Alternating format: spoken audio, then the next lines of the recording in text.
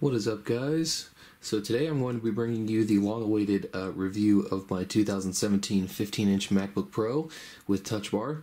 And so I picked this up a few months ago. I just haven't had time to do a full review type thing. And this isn't going to be, I'm going to say this isn't going to be your typical laptop review. In other words, I'm not going to be showing you benchmarks and, it isn't going to be like super in-depth. I'm coming from a Retina, and so there's going to be limited differences compared to that model. So we're just going to talk about the things that pertain to the Touch Bar MacBook Pros, and we'll go from there. So as you can see, here it is. Of course, we do have a new exterior design. I have a skin on mine, and so that's obviously why it's blue. But we also have this nice new space gray color, which is really cool. Of course, that extends to the top, bottom, and everything else about the machine. It's also noticeably thinner than the Retina, and because of that they've decided to remove all the ports, which we will get to later, and how it has affected my workflow. But pretty much I just purchased this because obviously it's computationally an upgrade from my Retina, which I had a 2015, and so decided to go ahead and pick this up. Of course, like I said, the design is super thin. This thing is actually really nice, again, especially in the space gray color. And of course, again, without the vertical space for a lot of the ports, they went ahead and ditched them all, and that's what this computer is known for mainly. So all we have is a headphone jack and then 4 USB-C ports, and that's then nothing else. One thing that I really dislike about that is they could have easily fit, at least an SD card slot, like in this area. I hate having to use a dongle for that, especially since I, produce videos, and so I'm using SD cards quite a lot, and I have to use a $30 Best Buy dongle to make that work, which kind of sucks, but I mean, it's something I can get used to. And I also felt like they should have at least put a USB-A port on here. I don't really feel like this machine needs to be this thin, especially for a professional grade machine. And so they could have just left it the same thickness as the Retina, left at least one USB-A port on there and an SD slot. Like that's not too much to ask in terms of, in my opinion. And so, anyhow, other minor differences in design: there's no more plastic clutch cover on the hinge anymore. It's now all aluminum, which is nice. And obviously, this is a MacBook Pro, so it does feel just as solid as the previous models, and the thinness really does not play into that at all. So on the bottom, of course, typical MacBook Pro, there's nothing down here except for just your serial number and stuff. And yeah, still got the pentalobe screw, so it's still kind of a bitch to get in there, but if you have the right tools, then you totally can. So yeah, that's pretty much it for the outside. Let's go ahead and pop this guy open. We'll talk about the inside, because there are a couple of differences in here, mainly the keyboard and the touchpad. Now, you may notice that it didn't turn on right away, and that's because I've disabled that feature with a terminal command, because I don't prefer, the computer turning on when you open it, but that is the default behavior of this machine. Of course, we have a gigantic trackpad and this new butterfly switch keyboard, which we'll get into in a second. The display is about the same, I believe. Whoop. Wow, that's... okay, come back. Come on, there you go. The display is about the same resolution as it has been. It's just the bezels are shrunk compared to the Retina, which I don't know if you guys would have noticed before, but there it is. Of course, let me go ahead and turn it on while I continue to talk about it. So, the first thing I want to touch on, because that is the biggest new thing on this computer, is the Touch Bar, and I have not been using it at all. And that's just, I don't know, it's just one of those things where, Apple hypes it up and makes it sound really cool, and it kind of is, I guess. But it's just not one of those things that I use often, and so it just kind of sits there. Let me go ahead and log in real quick. Yeah, it's they kind of tout this as, you can use it for anything, whereas function keys are kind of stuck in nature, whereas this will adapt to any application you open. But again, I just haven't found myself using it, especially in the way I use my computer. But it is cool, I guess. I mean, it's just an OLED screen, and so you can just, play with it here and there. That was kind of glitchy. That was kind of weird.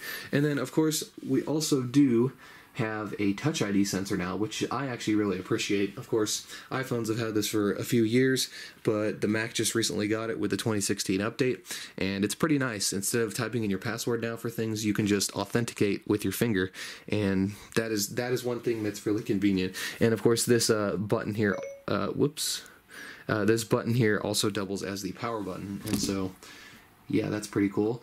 As far as the keyboard goes, you may notice that the backlighting is a lot smoother than the previous models, and that's because now, you know, the keys have their own LEDs underneath each one, which is cool. It looks better. Sorry, I keep bumping the camera. But as far as the actual feel of the keyboard, I'm not... I don't know really where I stand on it. It's definitely different, and some people are not going to like this because the travel of the keys is definitely a lot shallower than it used to be. However, I honestly do like the feel of it overall. I think, you know, it feels pretty decent, and coming from a mechanical keyboard, that's I feel like that's saying something. So, I mean, it is pretty noisy, and some people have been complaining about that. But as far as the actual usability of the keyboard, I really don't have any complaints, aside from these freaking arrow keys. Now, the fact that they made the left and right full size and the up and down half height is kind of confusing to me. I wish they would have just left it, you know, the same as the Retinas, where all the keys were half sized, but whatever. It doesn't matter. And then, of course, there is the whole stigma surrounding this keyboard in terms of reliability, which is definitely a problem. But in the 6 months that I've had this machine, I haven't experienced any keyboard issues. But I also kind of have an interesting use case for this computer, so I'm not always using the built-in keyboard. The trackpad is about twice the size of the previous model, and this can be both a good and a bad thing. I like it because when you're, you know, moving your finger around, you really don't run out of trackpad. You hit the end of the screen before you hit the side of the trackpad, which is cool. And it does actually have quite good palm rejection, so when you're typing and, you know, you're resting your palm on the touchpad, it won't really, you know, react most of the time. I've had some times where I'll be typing here and it'll kind of mess with the mouse a little bit, but those things are really, that's really rare, and so I don't really think you're going to have an issue with this touchpad in that regard.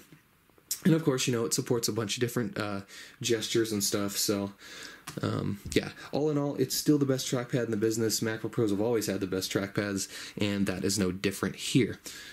So, let me go ahead and show you the spec sheet here. As you can see, you might be able to notice the smaller bezels compared to the outgoing Retina models, and I believe the displays on this compared to the Retinas, you know, support like the P3 color gamut, and they're just a little bit higher quality in general, but the resolution is the same. So this is the higher end model. I went ahead and purchased the higher end 2.9 gigahertz i7 model with 16 gigs of RAM and the Radeon Pro, I believe it's a 560 graphics card with 4 gigs of memory. Of course, we're running on battery power, so it's not going to show up, but yeah, there you go. So, of course, I'm running macOS Mojave, and I haven't had, you know, any performance issues. This thing runs great, and compared to the 2018s, which I know throttle quite heavily, I can render a video with Handbrake, which video producers might, you know, recognize as a very heavy CPU program. I can render a video, and it'll stay right at about base clock or slightly above, and so that is pretty much all you can expect in this type of machine. And I mean, as long as it's staying above the base clock at 2.9 gigahertz, I consider that not to be, you know, a problem. Of course, this thing, I believe, turbos to like 3.9 gigahertz, and it's not going to reach that when you're taxing heavily. But again, it's not throttling below the base clock, so I don't think you'll have any performance issues with this thing. Of course, compared to the new 2018s, which seem to be throttling pretty heavily. But yeah, there you go. I pretty much don't have anything else to say about it. I could go over, you know, a bunch of different things, but compared to my previous laptop reviews, I'd just be repeating myself. Now, I am not always the best person to ask about certain things like battery life, because I don't use this thing on battery very often. In fact, 80% of the time I use it in a desktop setup with, you know, being plugged into you know, my docks and monitors and stuff, and so it's on AC power a lot of the time. But when I have used it on battery life, it's been quite good. I believe Apple says you can get about 10 hours out of it, and I found that to be the case. I've noticed, you know, when I'm browsing the internet, and I can be doing that for like an hour, and the battery will be right around 90%, and so that kind of lines up with their estimate of 10 hours. I haven't been able to drain this battery quite a lot because of that, but yeah. As far as that goes, I'm pretty much just going to end the review here. I think that this computer is both, you know, I think it's like 2 steps forward, 1 step back.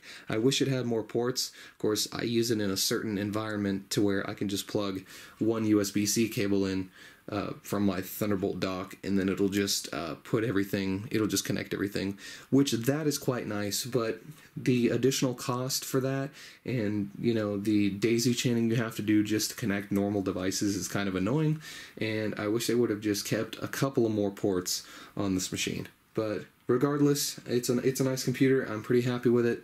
I see myself using this for a couple more years, and at least. And yeah, I'm pretty happy with it. So thank you guys for watching this review, and I will see you guys later.